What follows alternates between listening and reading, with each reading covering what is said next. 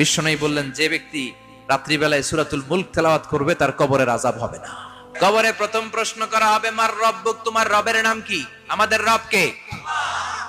ওমা দীনুক, তোমার ধর্মের নাম কি? আমাদের ধর্মের নাম কি? বিশ্বনবীর চেহারা দেখিয়ে বলা হবে, এই লোকটাকে তুমি চিনো কিনা? আমরা বলবো চিনি, আমাদের প্রাণের নবী। তিনটা প্রশ্নের উত্তর করতে পারলে এডিশনাল আরেকটা প্রশ্ন, ওমা ইলমুক। এই তিনটা প্রশ্নের উত্তর জানলা কেমনে? নকল করছো নাকি? আপনাকে বলতে হবে, আমি কোরআন থেকে শিখেছি, আমি হাদিস থেকে জেনেছি। চিল্লায় বলেন ঠিক কিনা? তখন ফেরেশতারা বলবে, আহলান ওয়া সাহলান, কংগ্রাচুলেশন, তুমি উত্তর করতে পেরেছো। আপনার কবরটারে 70 হাত লম্বা বানিয়ে দেয়া হবে। ইফতাহু লাহু বাবুন ইলাল জান্নাহ, জান্নাতের দিকে দরজা করে দেয়া হবে। ইউলবাসু মিন লিবাসিল জান্নাহ, জান্নাতের পোশাক পরিয়ে দেয়া হবে।